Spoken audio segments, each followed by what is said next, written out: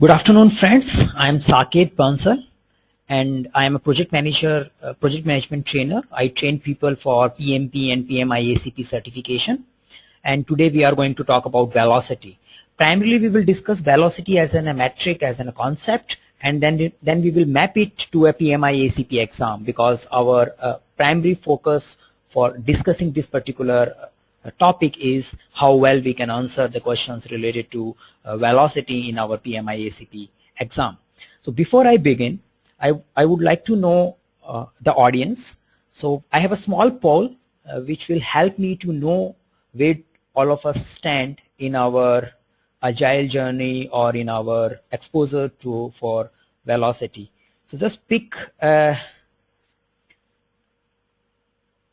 option, and that will help us to know where are we in our velocity journey. So few of you have to select an option. You just need to select one of these options. That will help us to know where do you stand, and that will set the tone for our webinar.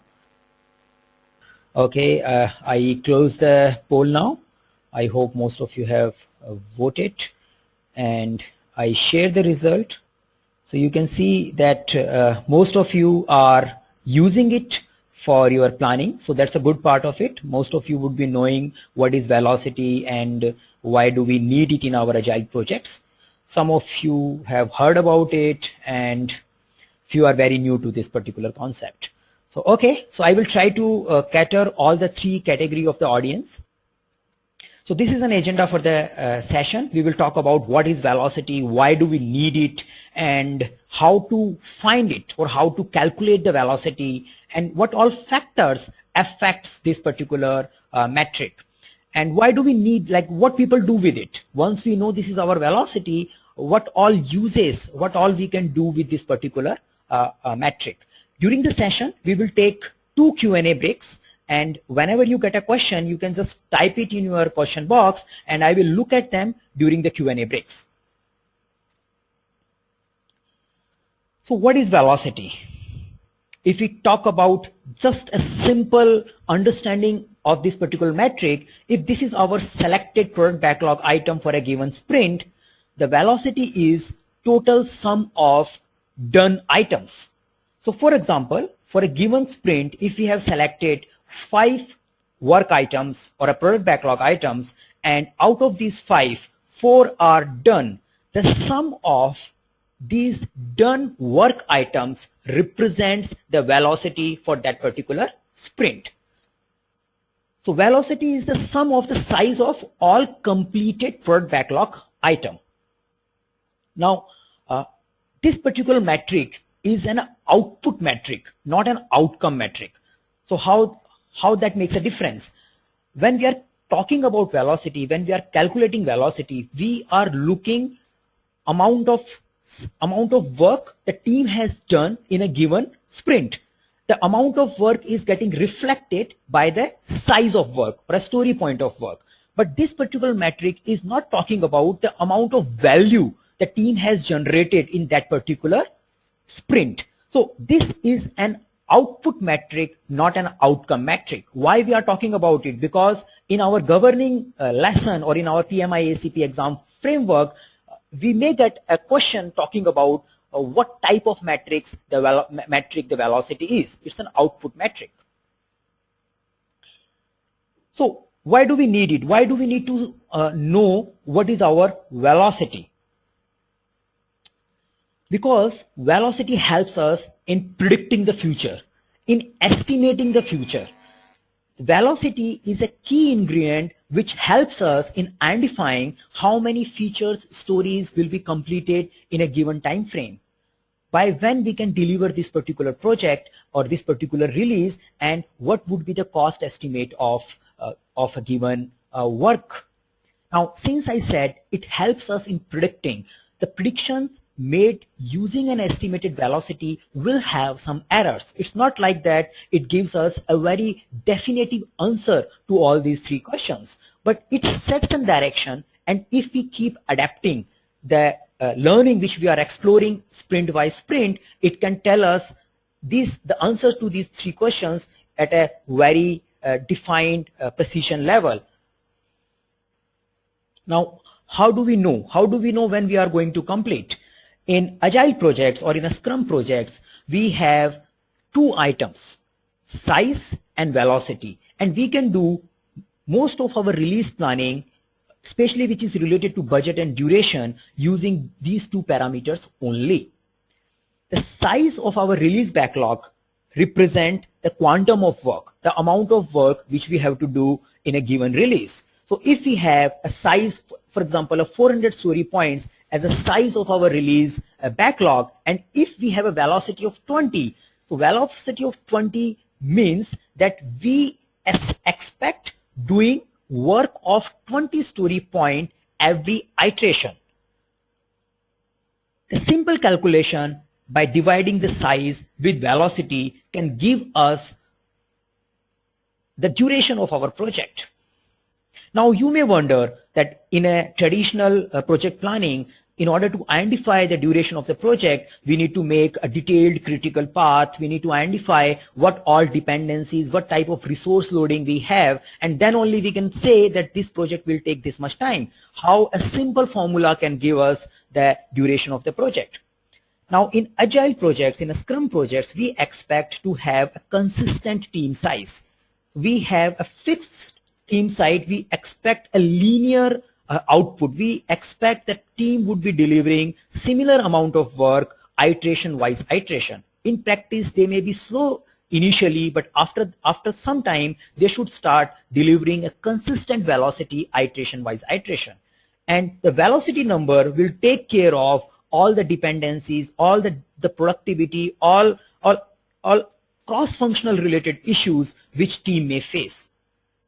So just by knowing the total work item or a size of our project, and if we divide that particular size with our velocity, we can know the number of sprints, number of iteration we need in our project. So this is our first Q&A break, and I start this particular Q&A break with one poll, and we can have a discussion after we get the answer to this poll. So a small poll asking about what is the unit of velocity. So what do you think? What should be the unit of measurement for the velocity? Should it be number of hours or a productivity, number of story points delivered per hour? So just select an option. So we still have to, we are waiting for your vote. Please select one of this option. What do you think? What should be the unit of velocity? Just a guess. It's just a fun poll. And this will set a tone for our subsequent Q&A session. Until the time, you can also write your questions which might have been come into your mind based on our discussion, small discussion on velocity or introduction of velocity. Post your questions and cast your vote. So first question is coming: while planning, shall we plan just considering the velocity only? If yes, what about team capacity? Then what about the team capacity? Now in velocity itself take care of team capacity. Now number of people do you have? If you have 5 developers at the place of 7, your velocity number would be different. So when you are estimating a velocity, the team size, the team focus factor, the amount of productive hour team spends in a given day, all goes into that number. So velocity number represent as a team, and when we talk about team, inside team, the number of people you have in a team, the type of skill level the team has, all goes into the single number which is velocity.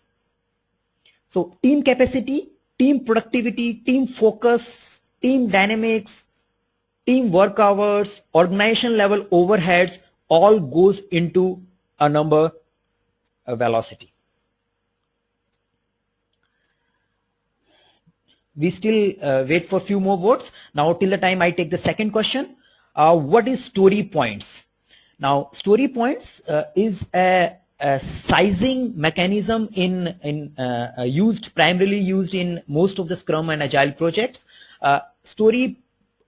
While we do a sizing in story point, we compare one item against the other. So it is a way of sizing the agile projects, and the story point represent the size, the size of the work item. So traditionally you might have heard about function point, use case point, line of code. So it is an equivalent sizing mechanism for agile projects. So story point represent the sizing mechanism for agile. What should be velocity of first sprint? This is another question. Now we are getting into it. We are getting into the section where we will talk about how do we estimate velocity when we are into a very new project. So we will talk about it. Okay. I have a story that there is a 10 task in a story. So the story point would be 10. Say the estimation or giving a story point to a given work item is not based, it's not based on breaking the work item into a detailed engineering task and bottom up estimating it. Story point estimation is a relative size estimation. You can just think it as a ranking of your work item. So for example, if you have 10 work item, you just rank them into 4 or 5 buckets. So one bucket may be having 1 unit, second bucket may be having second number, third number, and fourth number. Now this bucketization is done on the basis of relative complexity of these work item. If one work item is complex than the other work item, it goes into a bigger bucket. Okay, so I share the results of the poll.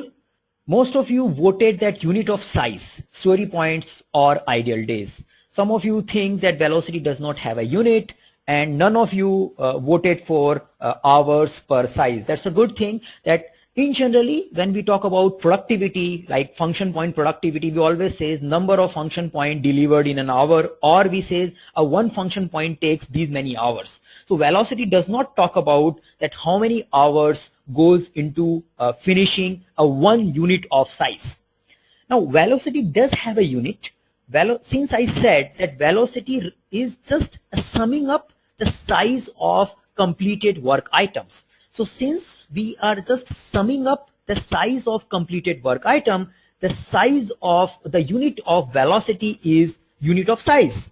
So option 2, which was saying a unit of size, it could be a story point or ideal days, because most of the agile team uses story point. So you can assume for our remaining conversation that velocity is measured in the term of story points or ideal days. Okay, so we are done with this Q&A break. Let's move forward. Okay, now how do we calculate velocity? So it is always recommended to use a range number rather than a single number for velocity. Now, usually whenever we read about velocity or whenever we talk about velocity, we talk about a single number because that helps us in simplifying the conversation. But in general, in all estimation, it is always recommended to give a range figure. So even if you are estimating a duration of this particular webinar, it's better to give a range number that we will take 50 minutes to 70 minutes, rather than talking about that we will take exactly 60 minutes to finish this particular webinar. Now, on the same way, since project planning and project forecasting estimation is relatively more complex than forecasting this particular webinar, it's always recommended to identify a range value for velocity.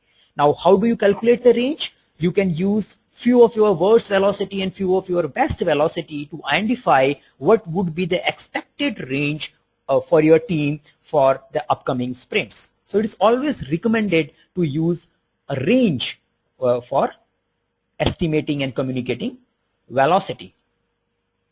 Now, what are the uses? We spoke about using velocity in release planning, because velocity is a magic number. We know the size, and just by using a velocity number, we can tell how many sprints we will take to finish this particular project. So it's a magic number. It helps us in doing release planning.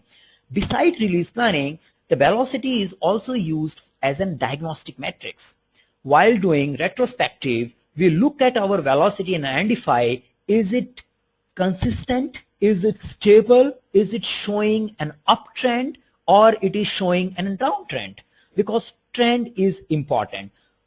While we do a retrospective, it is always recommended to gather the matrices, because we talk about gather data as a step into while we do a retrospective. So when we gather a data, the velocity is an important matrix. It represents the consistent efficiency or the rate at which team is converting product backlog item into a working software. So it helps us in identifying a problem in our development process.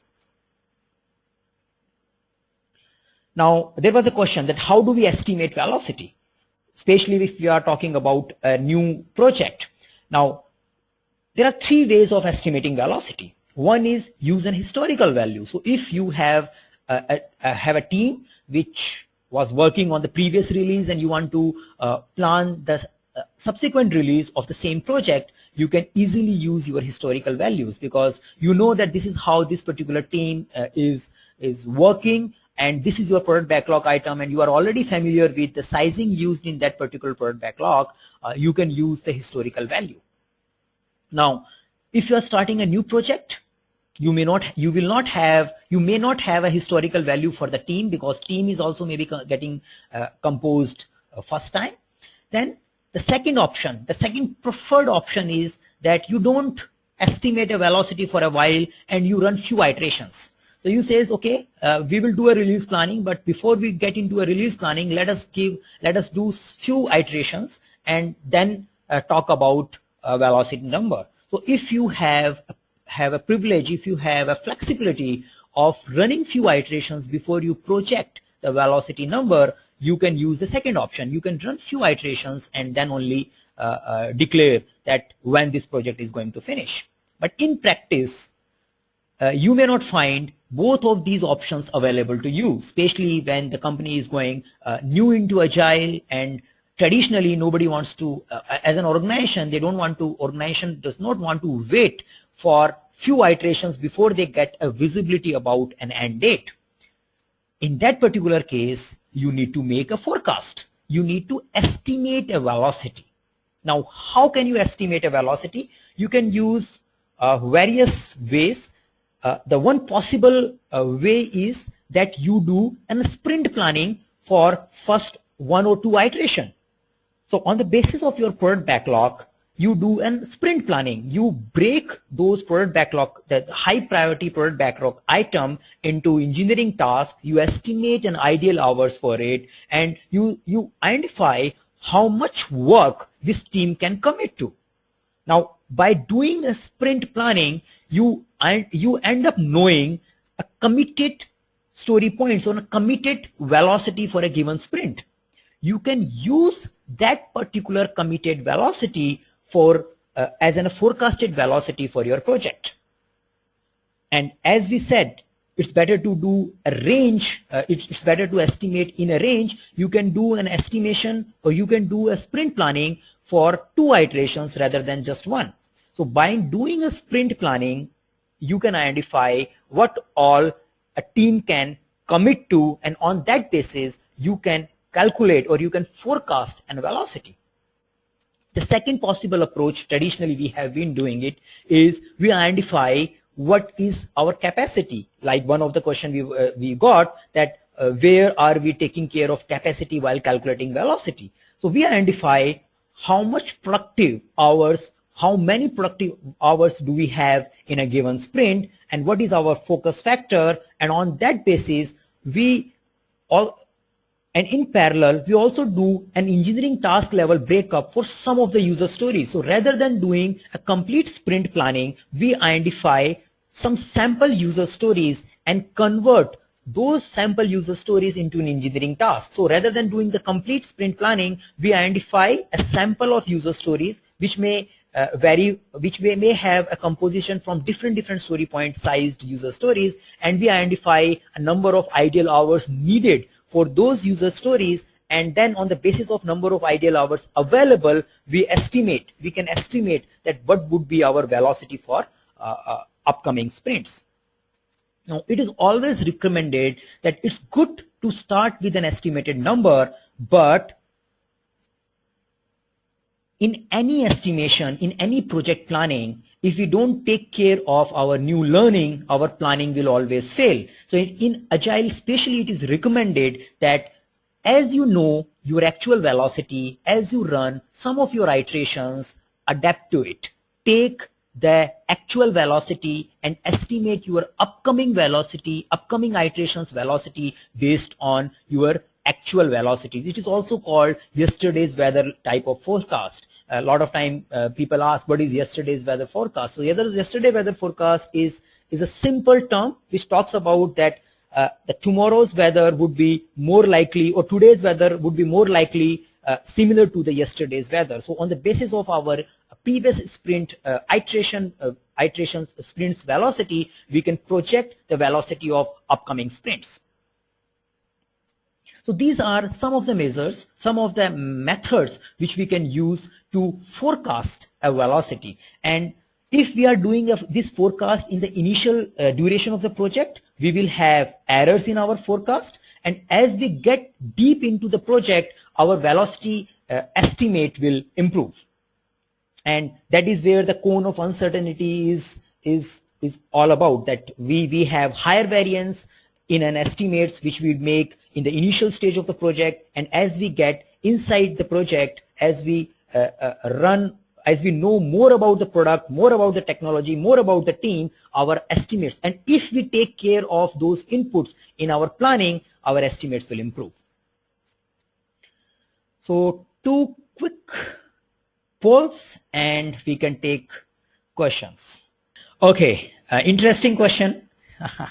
Does velocity is an indicator of Scrum Master's performance?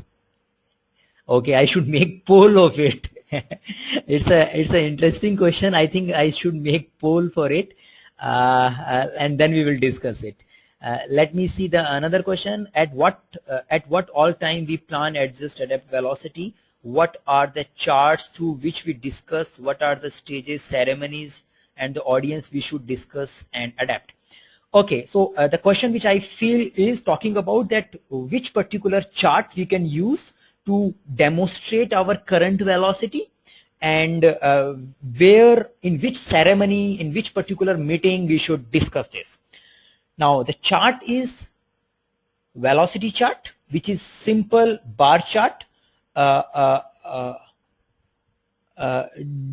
a simple bar chart where we represent the velocity per iteration, and we should discuss our velocity in retrospective meetings, and we should also discuss or update our release plan, which we usually do in a sprint, which we also discuss at a bit while doing a sprint review.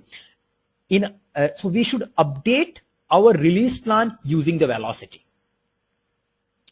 The primary, since it's an adaptation matrix, you should be discussing it in retrospective. Okay, another question. So what should be the velocity of first sprint? Now the velocity of first sprint need to be estimated. As I said, that there are there are various possible ways of estimating it. The simple way could be that rather than estimating a velocity, we do a sprint planning for the first sprint. And then we observe, rather than we estimate, then we observe what is a committed velocity for this particular sprint. And that velocity we can use for use as an estimate for upcoming sprints. So the committed velocity for the first sprint is an estimated velocity, and once you are done with the sprint, you just look back and identify how many story point work has been marked done, and we take that as a velocity. Let us see the poll results, and I need to create a poll that does velocity represent the performance of Scrum Master. Okay, so this is the poll, and 50% of you thought about that it indicates team's efficiency, and 17% thought that it is a direct indicator of developers' productivity. Now, I would agree with the option 3, the 50% of the people. since it is not only the development, like the second question where which we got is, does it reflect the efficiency of Scrum Master? Yes, it does. It does reflect the efficiency of teams removing impediments. Now, if you have impediments which cannot be removed, your velocity will go down. If you have a dependencies, if you have unproductive developers, if you have a unproductive work environment, your velocity will get impacted. So there are many factors which can impact the velocity. In the subsequent slides, we will talk about those factors. But yes, it does represent team's efficiency because it is an indicator which represents the rate of converting a product backlog item into a working software.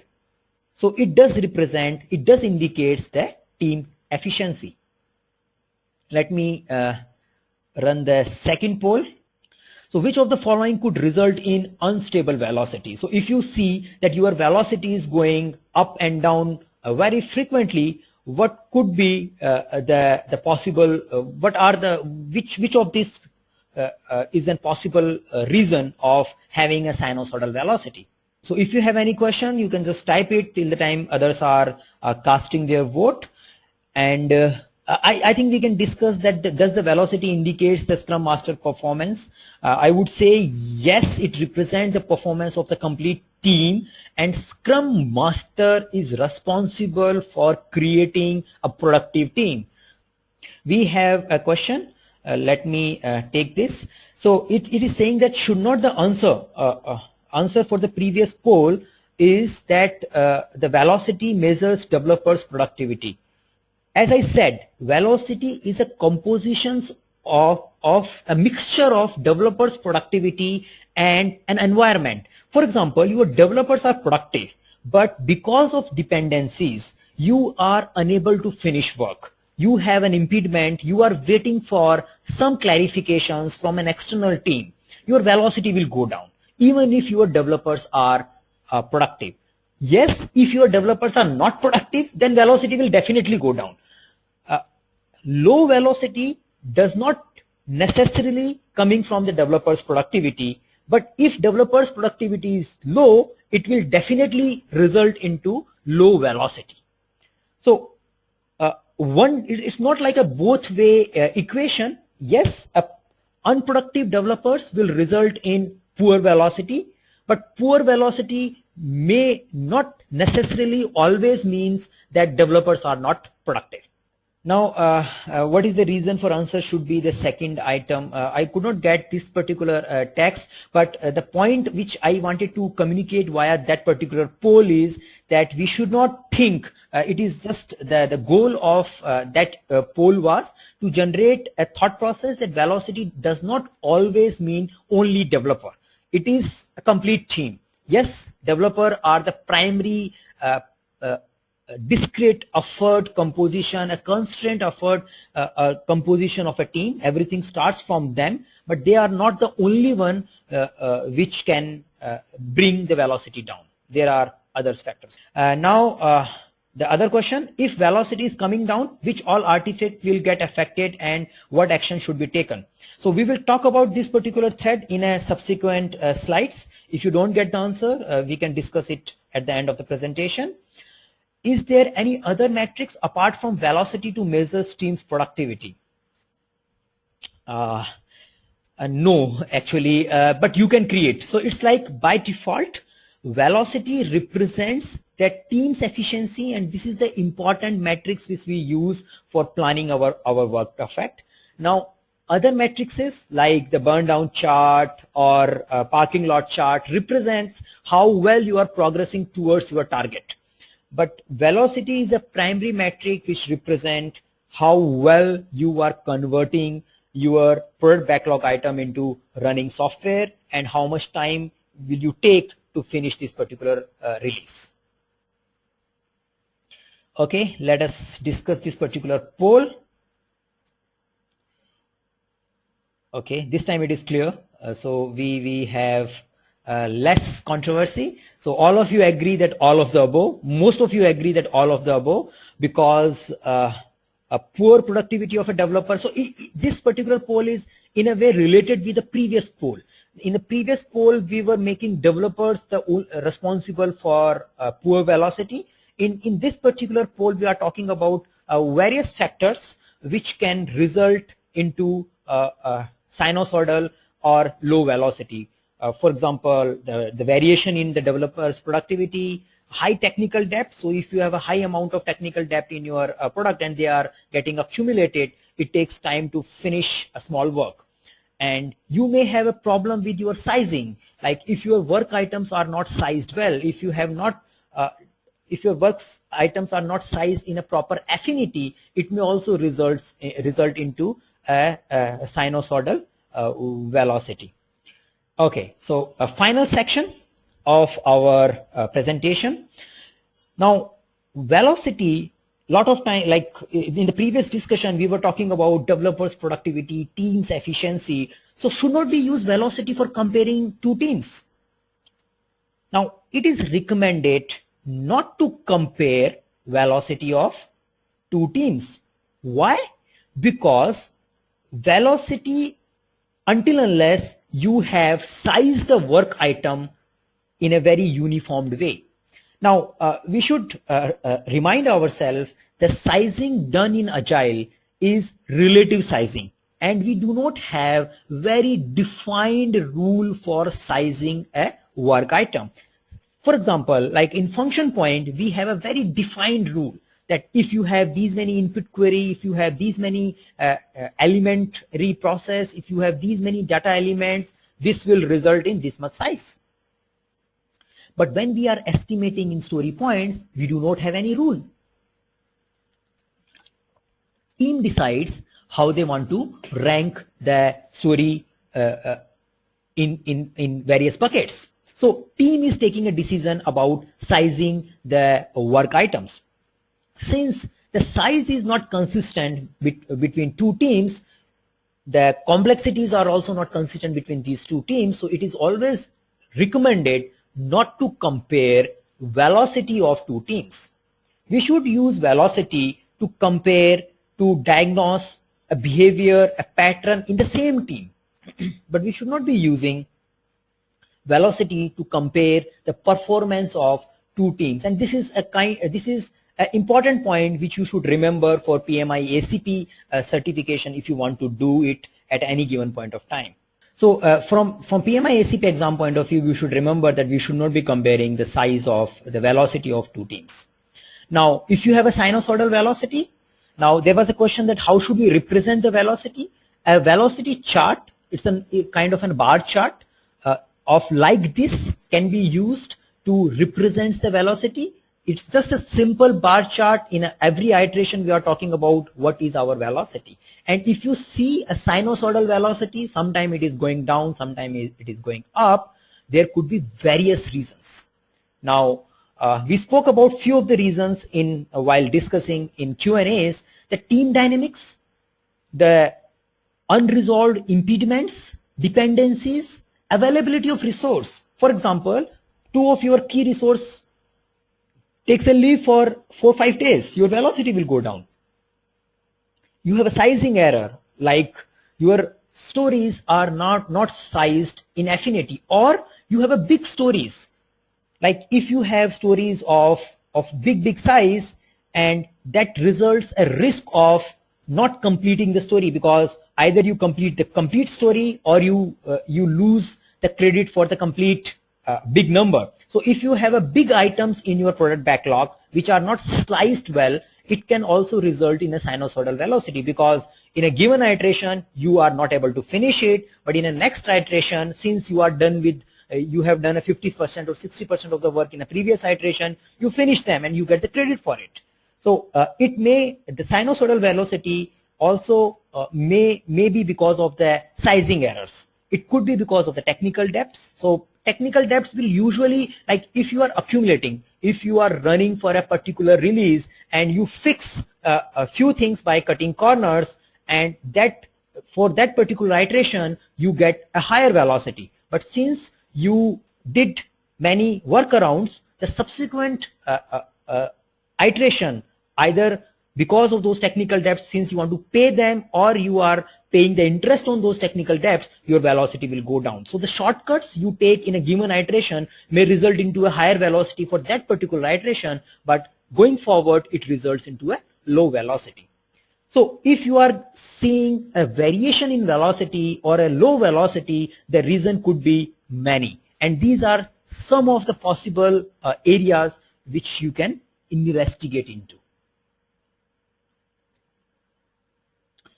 So possible measurement to improve velocity: you can train your staff, you can change team composition. For example, if you find that you have a long queue in the development, or if you find that you have a long queue in the testing, you may change the team composition, because you have been analyzing in a retrospective that which part is creating problem.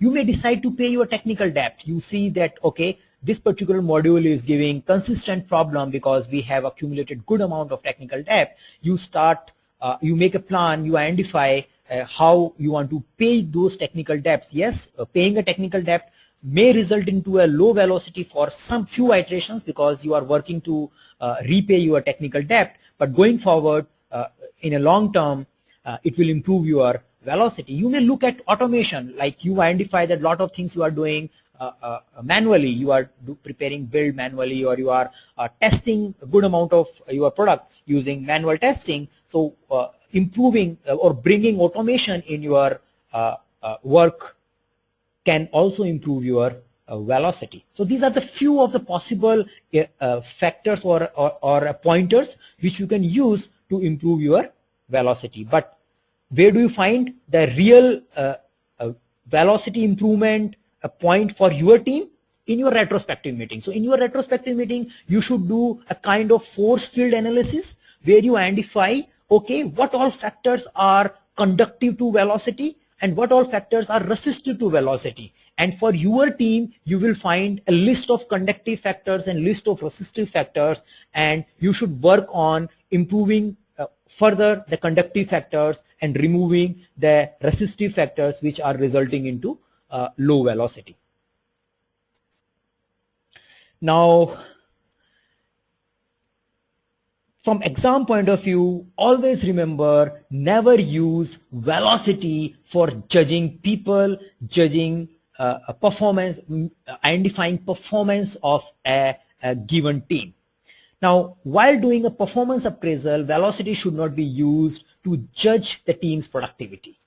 Since velocity is a combination of many factors, and if we start using velocity as one of the performance parameter, it can result into various negative behavior. And behavior like point inflation means team is free to size their product backlog. So if they start sizing it at inflated number, they will get high velocity. They may start cutting corners, they may start taking shortcuts and marking more and more stories done, but results in high technical debt. So if we make this as a performance measurement a target, it can result into various dangerous negative behavior like point inflation, increase in technical debts, and some team may start playing with the definition of done. They may start making the definition of done flexible, or remove some of the checkpoints from the definition of done in order to get more story marks done and get a higher velocity. So we should not use velocity as a performance measurement metric. Final slide, PMI ACP exam tips. We have discussed them into pieces, but again I want to summarize. Velocity is an empirical observation. So we adapt to the velocity after we experiment and after we know few actual, after we run few real sprints. We should not be comparing velocity of two teams. Only done stories are counted for velocity numbers. So you may get a question where the story is 50% done, and the option may ask you to give a 50% credit for that particular story. You only have two states in Agile, either done or not done. So we only measure performance by working software. So the definition of done represents the completion of work. So if it is not done, you do not get any credit for it. And in high probability, you will get a question where it is giving you an option to give a credit for undone stories. And velocity is measured in the term of size, story point, or ideal days. And we should correct the forecasted velocity with actual velocity. And that is where the adaptive planning is all about. So once we know our real velocity, we should correct it with the forecasted velocity for our release dates. So we can take Q&As. Let me finish the quiz which we posted, pre-webinar quiz. So we posted 5 questions for just to generate some interaction on the velocity. So the first question was how working overtime impacts the velocity. The answer is A. 61% voted for the A. It increases the velocity in the short term, followed by decline in velocity because team may produce high output for a given duration, but since they are working for a short duration in overtime, it may result into a decrease in velocity going forward. And in Agile, we always recommend working at a sustainable pace. So whatever pace is sustainable, we should work on that. So which of the following is true about velocity? So it represents the amount of work completed each sprint. So majority of you voted for the option C, which is right. Which of the following represents misuse of velocity? Judging the performance. So you should not be using velocity for measuring the performance of the team. Now, in order to calculate the duration of the project, we need 2 magic numbers, size and velocity. So if you know size and velocity, we can do the project planning. And which of the following is not a recommended way of estimating velocity? So the remaining 3 are a recommended way of estimating velocity, because we can use historical value, we can use a run and iteration, and we can make a forecast. But we should not be just taking the project duration and the size and dividing it and making a targeted velocity. So option D represents just giving a target velocity in order to get the work done in a given time frame, which is not a right way of estimating velocity. We run PMI ACP trainings in 3 cities, face-to-face trainings in 3 cities, and we have an online platform where people can take PMI ACP preparation course. And we are running our 2 days classroom session in Hyderabad this particular weekend, and we have session scheduled on 21st July in Bangalore. So if you are interested in doing PMI ACP, do look at our website. We have good options. Like our certification process is not only providing 21 contact hours, we ensure that our student gets certified. So we are with you till the time you get certified. Do join our LinkedIn community, which is a PMI ACP Agile Certification Made Easy. You can join our Facebook page, and this particular video would also be available at our YouTube channel. So subscribe to our YouTube channel and stay updated about it. Okay, so let me take the questions. Okay, so the question is, in a fixed bid project, when end date is final, what role can velocity play? Okay, see, I get this particular question whenever I take any estimation workshop, be it Agile or be it traditional estimation, be it function point estimation, because I conduct many estimation trainings. The project contract type has nothing to do with an estimation. Say, if you say that I have to finish this webinar at this particular time and I must complete the complete scope, does it change anything? It may increases the focus, it may enforce us to put good amount of buffer, but we still need to estimate it. So if we have a fixed bid project, we may need to put some buffers. Like I always give this example. If you come for an office, you just start at a given time and you expect that you will reach office at 9 o'clock. you usually don't put any buffer. You just expect. Sometimes you reach 9, sometimes you reach 9:15, sometimes you reach 9:20. You just go and do your travel. But if you have to catch a aeroplane at 9 o'clock, you will put good amount of buffer. So if you want a certainty in your outputs, you need to put buffer. Now, how much buffer? It all depends how well you know the subject.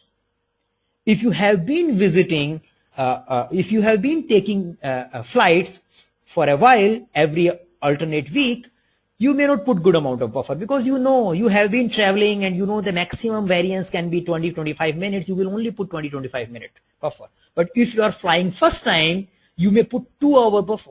So it all depends upon the type of project you are in, but velocity is an essential element of planning. So whichever planning you are using, velocity helps us in forecasting when are we going to finish. Second question, if after multiple iteration velocity is not coming on a path, please suggest the corrective measures and approach. This is where the agile is different from our prescriptive processes. Our prescriptive processes talks about corrective and preventive actions on the basis of variance. But in Scrum, it's an empirical process. You need to inspect and adapt. So whenever you have a problem, you do not have a prescription of a solution. The prescription is team needs to inspect because it's your problem, it's your project, it's your environment. So it means you are put more and more focus to your retrospective meeting and do a root cause analysis in a retrospective meeting. Your retrospective meeting can only give you a solution. Your own root cause analysis can only give you a solution.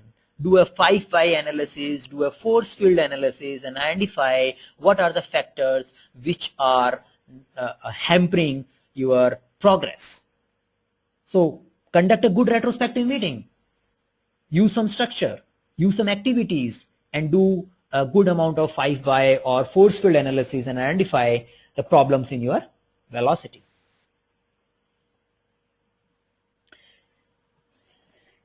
And we are approaching our finish time. So if you have any query, you can always come to our LinkedIn group and I will try to upload this video in next few hours. Once it is uploaded, we can discuss in the video thread also, and you can reach me, you can connect with me over LinkedIn, and these are my details: email ID, phone number, Twitter ID, and LinkedIn ID. So thanks for joining in, and subsequent questions we will take in our various online forums. Thank you.